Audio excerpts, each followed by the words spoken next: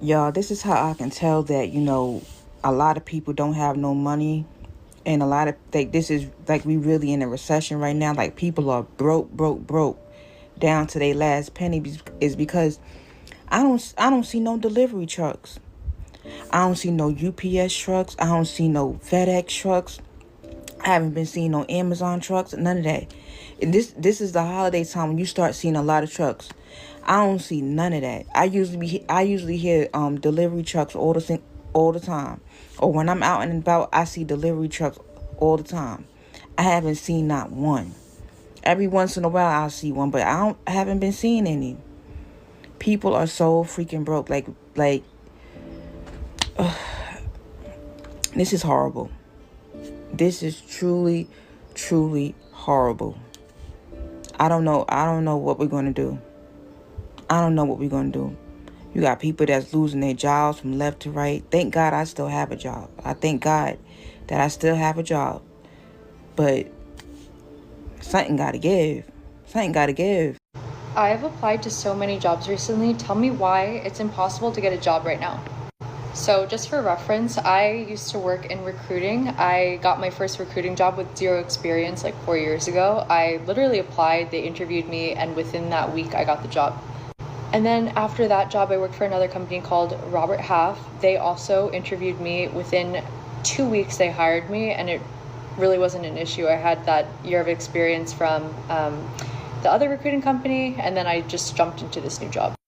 Now I am looking for another recruiting job again, or just any job with talent sourcing, recruiting, anything like that. It is literally impossible. I think I've applied, like in the last 6 months, I think I've applied to at least like hundreds of jobs.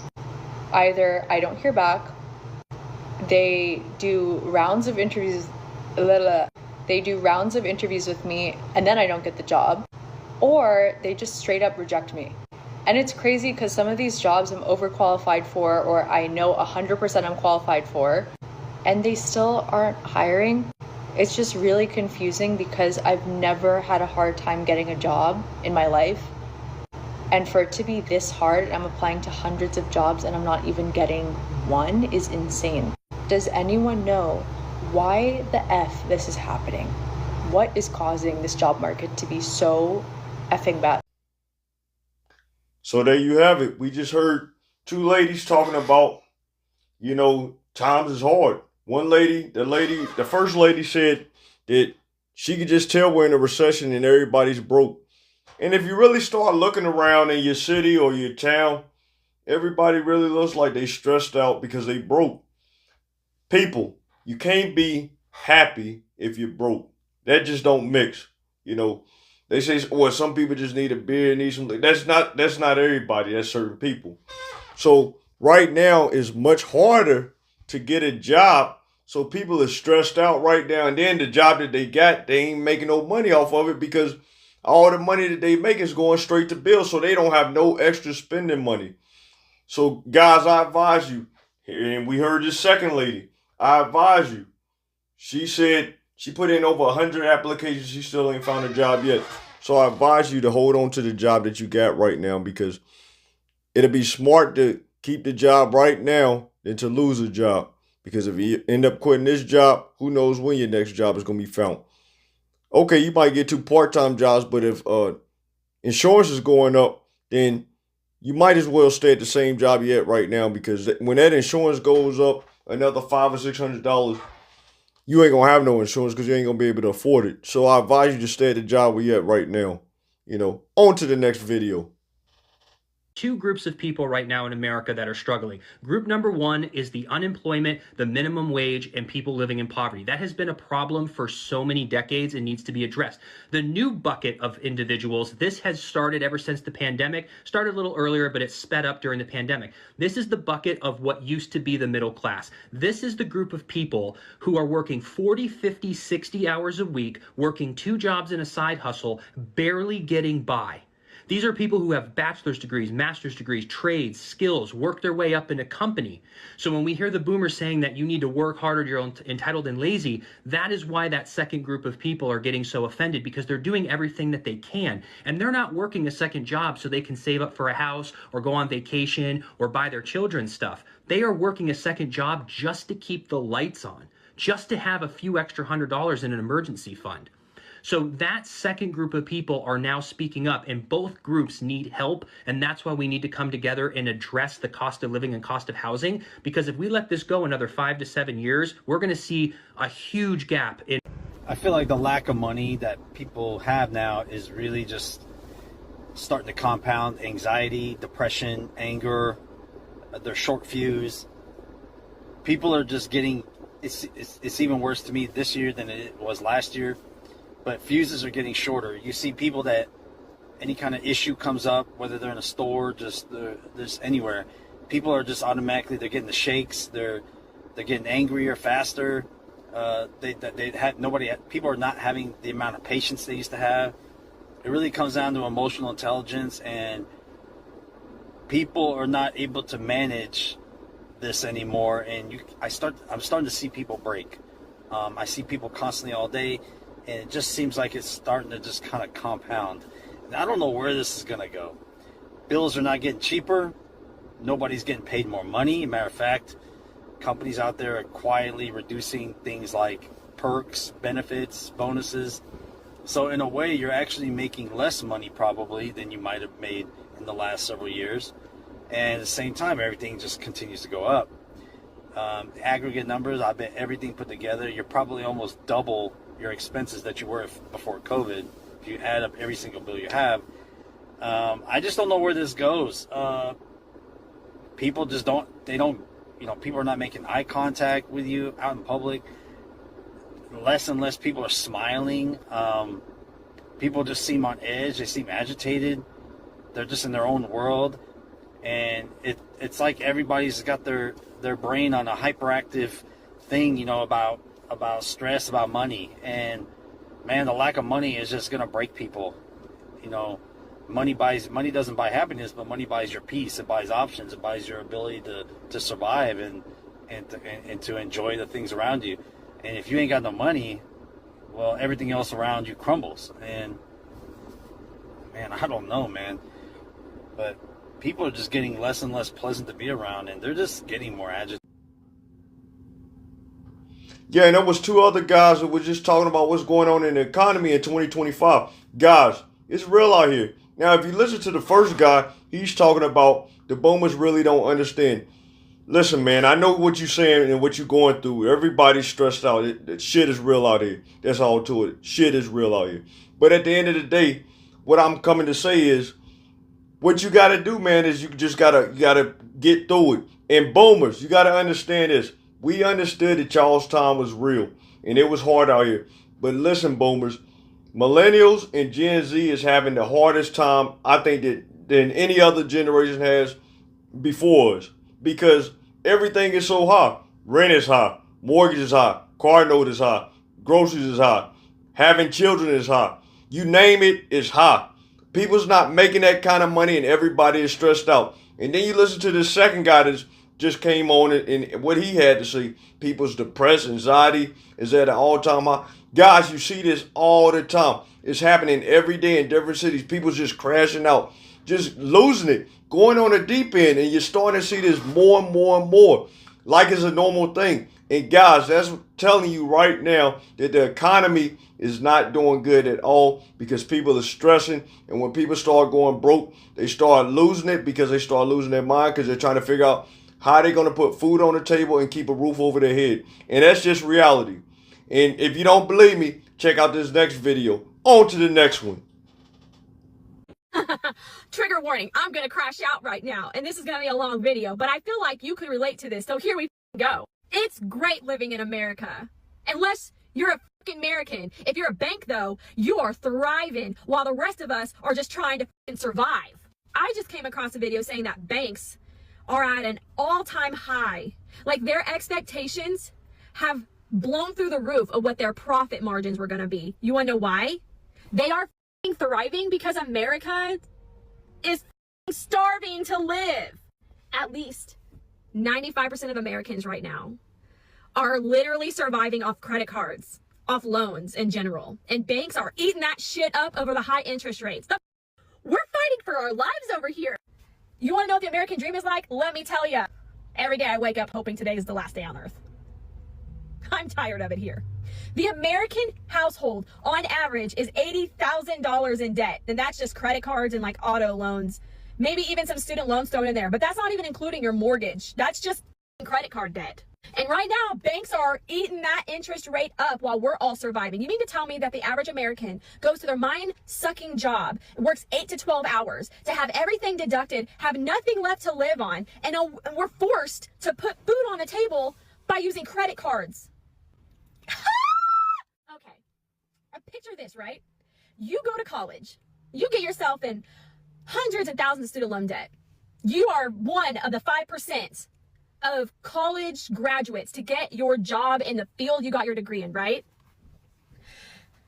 You get everything garnished from your wages because the increase on living and everything around you has gone up, but your pay has stayed the same. But then you also get taxes taken out. We get taxed just to breathe, people. We get taxed on owning shit. We get taxed on working. We get taxed on just living, okay? Then you got health insurance. That's a joke and a whole video within itself. But basically, the average American pays anywhere between $300 and $1,000 a month for health insurance. Basically, you're paying just to say, I have health insurance. But then when you go to use health insurance, you have co-pays and deductibles, and they don't cover nothing until you've met your deductible. What do you mean? Why am I paying you $1,000 a month to have health insurance when I'm still paying more just to use it? I digress. Then you have everything like retirement, 401 taken out. Okay, great. You're going to work 30 to 40 years of your prime so that when you get to retirement age, we're going to give you monthly stipends back just so you can afford to live without a job. Meanwhile, like 80% of senior citizens that are retired now are working at Lowe's at the age of 87 because they can't survive just on their retirement. That's just a prime example. We're all struggling to keep our heads above water because we don't earn enough money after everything gets taken out. We are now forced to pay super high interest rates on everything we own. Even stuff that's paid off, we're still paying interest on. How does that make any sense? But you're sitting there, the American family, the average American family is no longer middle class. You're either poor or rich. The rich is making money off the poor because the poor can't afford to have two jobs, full-time jobs, and still be able to take care of their families and have enough money at the end of the day to put food on the table. Hence why we are forced to live on credit card debt. And y'all are just going to keep jacking up the prices that we're never going to be able to afford to pay off.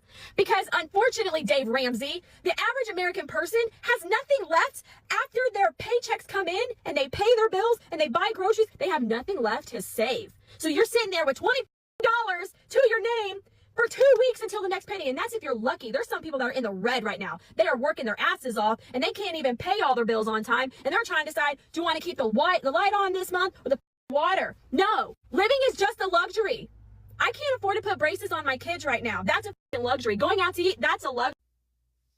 Some crazy shit, right? Didn't I tell you everybody was crashing out? And guys, this is going on everywhere in the United States because everybody's broke. Crazy times that we live in. Credit card debt is at an all-time high. Just look at the credit card debt. If you don't believe me, check it out. Just ask Google, what is the credit card crisis in America? And it's going to blow your mind. You know what I'm trying to say? You know what I'm saying. But what I'm trying to say is at the end of the day, nobody has no money. And they think we're supposed to be happy-go-lucky. That shit went out the window about a year ago. Maybe longer than that. People ain't got the money no more. We need money. And the next guy that's coming up is going to talk about how much you need to make every year just to survive in America in 2025. If you don't believe me, check this out. Investor and portfolio manager Mike Green came out last week and basically said that the economic data that the United States government puts out.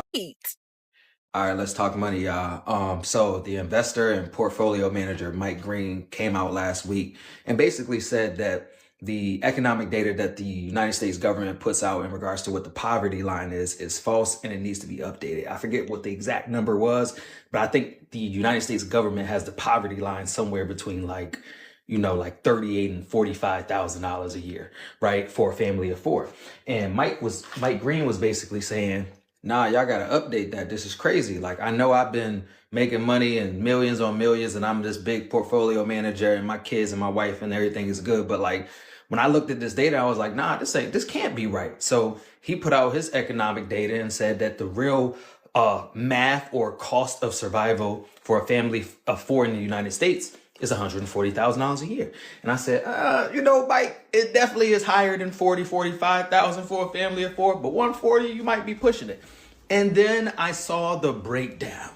Let's go over this breakdown, and I'm gonna compare it to myself, who lives a modest life in Connecticut, right? And show you how realistic what this dude is saying is real. And why is the government hiring this from us, right? So childcare, $32,000 a year. $32,700 a year is roughly $2,700 a month, right? We are blessed. We have a 14-year-old and an 8-year-old, so we don't have daycare costs. We got just general costs of raising children and after school activities and sports and things of that nature. But we don't have that bill.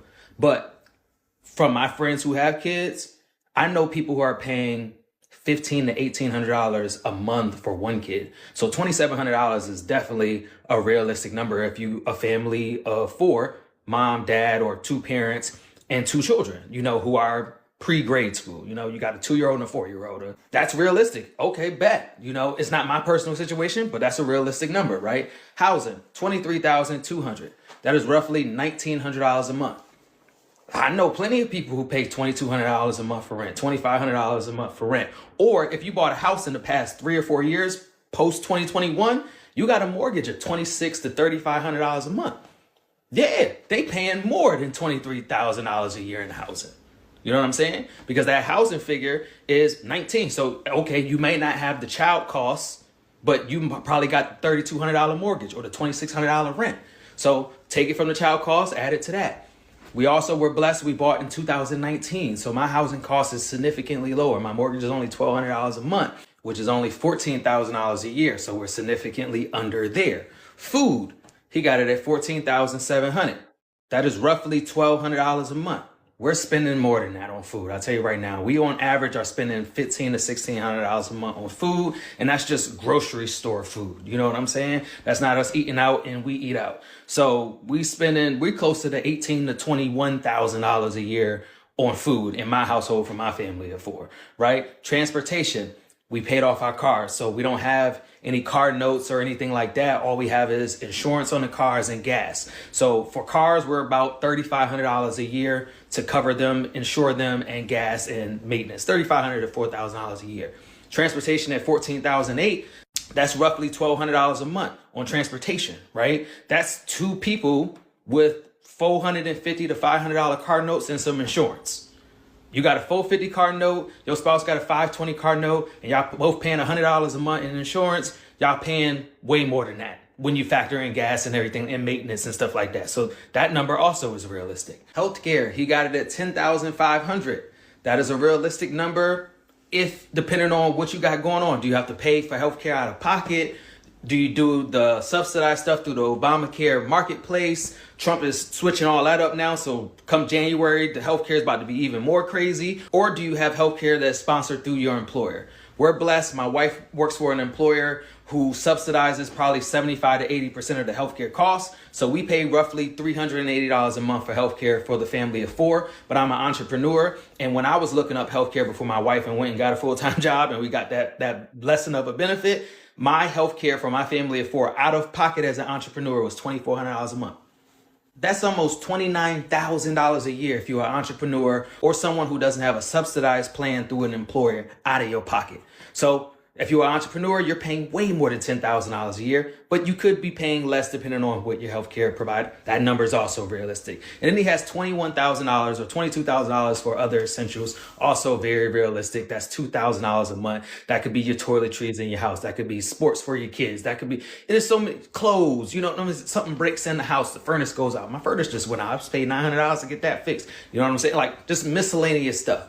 That leaves you with a total of $118,000 of real cash dollars. Then you have to factor in that even though you make a certain amount of income, you got to pay taxes. So he added in another $18,500 for taxes, which puts you at a real poverty line of $140,000. $40,000. Now, some would argue that that's not the poverty line, that's surviving. But to me in this country, if you're just covering your basic essentials, you just got a car, you got food on the table, you got somebody to watch your kids while you work, like you're not thriving. So yeah, that's poverty line. $140. Family of 4, $140. That's insane. So there you have it, ladies and gentlemen. $140,000. Who is making $140,000 just to survive in America? Now I'm a single man, so I will probably be half of that, $70,000. I hate to break the news, people. I've been at my job for 8 years and I'm barely breaking $50,000, so I'm short $20,000. That means I'm struggling just like the rest of y'all. So we all in this thing together. But you know what? As long as we keep praying and try to fight our battles, we're going to get through it. We're going to get through it. And guys, like and subscribe. Click on the notification. Fresh Reactions. It's your boy Fresh, and I'm outie.